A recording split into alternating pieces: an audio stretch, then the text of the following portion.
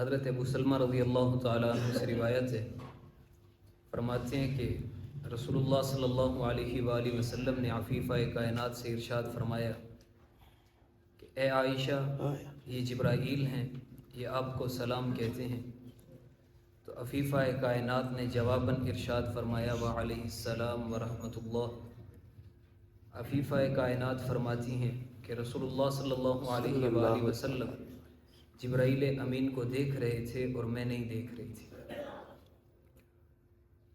حضرت امی عائشہ صدیقہ رضی اللہ تعالی عنہ فرماتی ہیں کہ اللہ تبارک و تعالی نے مجھے چند خصوصیات ایسی عطا فرمائی ہیں کہ وہ خصوصیات باقی کسی کو نہیں ملی۔ پہلی خصوصیت تو یہ کہ صرف میں رسول اللہ صلی اللہ علیہ وآلہ وسلم کے حرم میں آپ کے نکاح میں کنواری آئی ہوں، میرے علاوہ کوئی اور زوجہ کنواری نہیں آئی۔ اور فرماتی کہ میری دوسری خصوصیت یہ ہے کہ نکاح سے پہلے جبرائیل امین 2 مرتبہ میری تصویر رسول اللہ صلی اللہ علیہ وسلم کو دکھلانے کے لیے لے آئے تھے۔ فرماتی کہ میری تیسری خصوصیت یہ ہے کہ میں نے جب سے آنکھ کھولی میں نے اپنے گھر کے اندر اسلام کا ماحول دیکھا، کفر کی آواز بھی میرے کانوں سے نہیں گزری پیدائش سے، کیونکہ عفیفہ کائنات کی پیدائش سے 4 سال پہلے سیدنا صدیق اکبر رضی اللہ تعالیٰ عنہ مسلمان ہو چکے تھے۔ اور فرماتی ہیں کہ یہ بھی میری خصوصیت ہے کہ رسول اللہ صلی اللہ علیہ وسلم کا جس دن انتقال ہوا وہ میری باری کا دن تھا، اور رسول اللہ صلی اللہ علیہ وآلہ وسلم اس حال میں دنیا سے رخصت ہوئے کہ آپ صلی اللہ علیہ وسلم کا سر مبارک میرے سینے اور میری تھوڑی کے درمیان میں تھا۔ اور فرماتی ہیں کہ یہ بھی میری خصوصیت ہے کہ حضور پاک صلی اللہ علیہ وسلم کے پیٹ کے اندر جو آخری غذا گئی وہ میرا لعاب تھا۔ حضور نے مسواک طلب فرمایا تھا، عفیفہ کائنات نے مسواک پیش کیا تو حضور پاک صلی اللہ علیہ وسلم نے ارشاد فرمایا کہ عائشہ مسواک سخت ہے، اس کو ذرا چبا کر دو۔ تو امی جان نے اپنے منہ کے اندر مسواک کو چبا کر حضور کو دیا، حضور نے وہ مسواک فرمایا۔ فرماتی ہے کہ یہ بھی میری خصوصیت ہے کہ اللہ تبارک و تعالی نے میری پاک دامنی کو بیان کرنے کے لیے اپنے قرآن میں آیات نازل فرما دی۔ اس کا پس منظر یہ تھا کہ غزوہ بنو مستلق سے واپسی کے موقع پر رسول اللہ صلی اللہ علیہ وسلم اور آپ کے صحابہ نے ایک جگہ پڑاؤ ڈالا، قیام کیے۔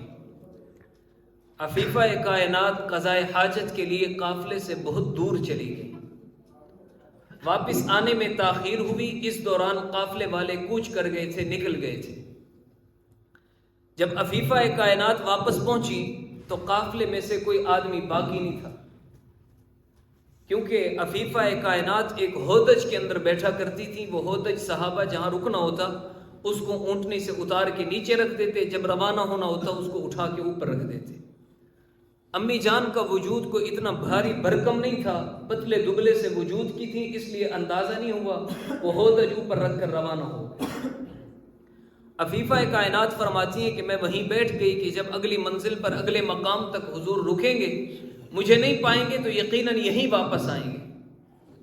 اس دوران حضرت صفوان رضی اللہ تعالی عنہ، جن کی رسول اللہ صلی اللہ علیہ وسلم نے ذمہ داری لگائی تھی کہ آپ قافلے میں سب سے پیچھے رہا کریں، کسی کا کوئی سامان گر جائے تو وہ آپ اٹھاتے ہوئے آیا کریں۔ وہ جب قریب آئے، انہوں نے عفیفہ کائنات کو دیکھا تو انہوں نے بآواز بلند کہا اللہ اکبر۔ عفیفہ کائنات ان کے ساتھ ہو لی، انہوں نے امی جان کو اپنی سواری پہ سوار کیا، مدینہ طیبہ پہنچ گئے۔ رئیس المنافقین عبداللہ بن ابی، یہ بدبخت آدمی جان چکا تھا کہ اس وقت مسلمانوں کو قوت کے اعتبار سے، فوج کے اعتبار سے شکست دینا تقریباً ناممکن اور محال ہو چکا ہے۔ پورے جزیرہ عرب میں اس وقت کسی کے اندر اتنی ہمت، اتنی جرت، اتنی سخت، اتنی طاقت، اتنی غیرت نہیں ہے کہ وہ مسلمانوں کے لشکر جرار کا مقابلہ کر سکے۔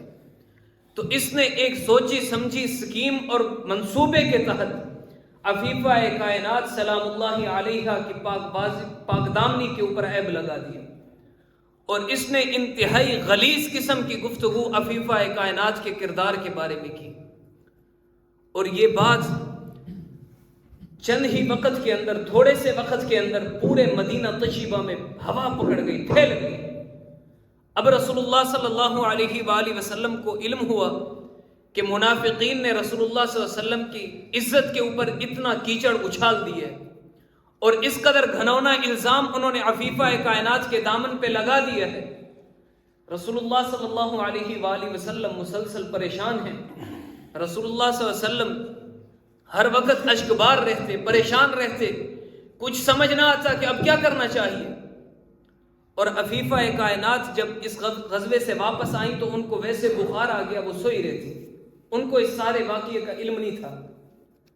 اب رسول اللہ صلی اللہ علیہ وآلہ وسلم اور سیدنا صدیق اکبر رضی اللہ تعالی عنہ جس گلی سے گزرتے منافقین آوازیں کستے، ان کو ایک بہترین موقع مل گیا تھا رسول اللہ صلی اللہ علیہ وسلم اور سیدنا صدیق اکبر کو ایذا اور تکلیف پہنچانے کا۔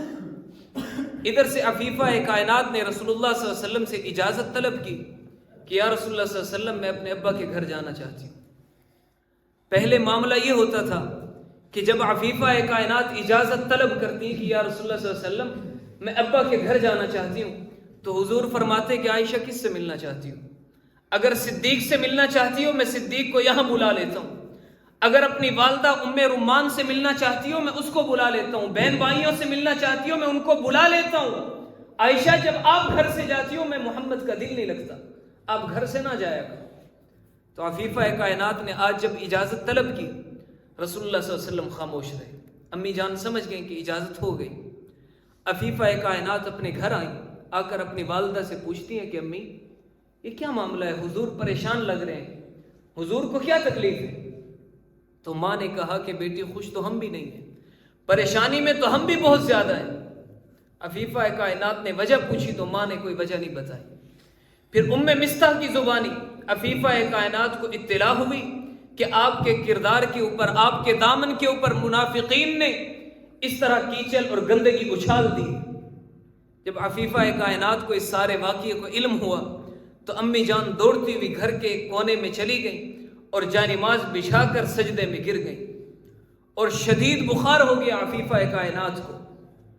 ماں ڈر گئی، سہم گئی کہ بیٹی جذبات میں آ کر کوئی سنگین فیصلہ نہ کر بیٹھے، کوئی بڑا قدم، غلط قدم نہ اٹھا بیٹھے، اپنی جان نہ لے بیٹھے۔ ماں دوڑتی ہوئی دروازے پہ آئیں، آ کر کہتی ہیں عائشہ دروازہ کھولو۔ عفیفہ کائنات فرماتی ہے کہ امی رسول اللہ ناراض ہو گئے، اب میں اپنا کیس، اپنا معاملہ اللہ کے سپرد کرتی ہوں، اللہ فیصلہ فرمائیں گے، آپ پریشان نہ ہوں۔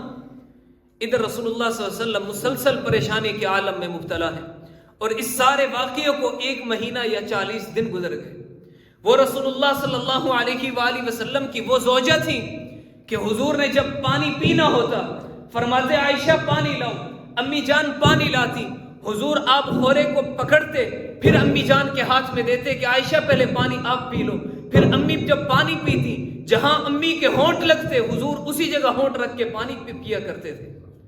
جب کھانا کھانا ہوتا عفیفہ کائنات گوشت کھا کر جب ہڈی کو واپس رکھتی تو رسول اللہ صلی اللہ علیہ وآلہ وسلم اس ہڈی کو چوسا کرتے تھے۔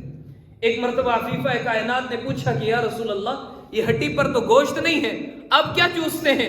حضور نے فرمایا کہ عائشہ اس ہڈی کے اوپر تمہاری زبان لگ چکی ہے، گوشت سے زیادہ لذت میں محمد محسوس کرتا ہوں۔ اتنی زیادہ محبت، اتنی زیادہ لاڈلی اور چہیتی بیوی، اور آج اس بیوی کے بارے میں پورا مدینہ باتیں کر رہے ہیں، ہر جگہ سے اس کے کردار پر باتیں ہو رہی ہیں، ہر زبان پر اس کے تذکرے ہو رہے ہیں۔ رسول اللہ صلی اللہ علیہ وسلم جیسی غیرت مند شخصیت ان تمام تر باتوں کو دیکھ رہے۔ اب رسول اللہ صلی اللہ علیہ وسلم نے صحابہ کو جمع کیا، سارے صحابہ کو مسجد میں بلا کر ارشاد فرمایا کہ او میرے یارو تم بتاؤ مجھے کیا کرنا چاہیے؟ میں نے آج تک اپنی بیوی کے اندر کوئی بات غلط نہیں دیکھی، کوئی برائی اس میں نے نہیں دیکھی، تم مجھے مشورہ دو مجھے کیا کرنا چاہیے؟ صحابہ نے مختلف آراء دی، ہر صحابی نے اپنا ذوق، اپنی محبت میں رسول اللہ صلی اللہ علیہ وسلم کا حوصلہ بڑھایا، حضور کو تسلی دی، اطمینان دلایا۔ آج جب حضور پاک صلی اللہ علیہ وسلم نے پوچھا کہ صحابہ مجھے مشورہ دو، پہلے یوں ہوتا تھا کہ جب بھی حضور کوئی بات پوچھتے، جب بھی حضور کوئی سوال کرتے، صحابہ صدیق اکبر کے چہرے کو دیکھا کرتے تھے کہ حضور نے سوال کیا، جواب دینے والی ذات ابو بکر کی ہو سکتی ہے۔ آج جب حضور نے سوال کیا کہ یارو مجھے جواب دو، بتاؤ کیا کروں، صحابہ نے ابو بکر کو دیکھا، ابو بکر کی نگاہیں جھکی کہ میں کیا جواب دوں، میں کیا کہوں؟ تمام صحابہ نے اپنی اپنی آراء پیش کی۔ حضرت عمر بن خطاب رضی اللہ تعالیٰ عنہ کھڑے ہوئے، پوچھتے ہیں یا رسول اللہ صلی اللہ علیہ وسلم، یہ بتائیے کہ آپ کا نکاح عائشہ سے کس نے کرایا تھا؟ اس نکاح کا مشورہ آپ کو کس نے دیا تھا، تاکہ میں اس سے جا کر پوچھوں کہ آپ نے عائشہ میں اور محمد رسول اللہ میں کیا مماثلت دیکھی تھی، کیا تطبیق تھی کہ آپ نے یہ نکاح کا مشورہ دیا؟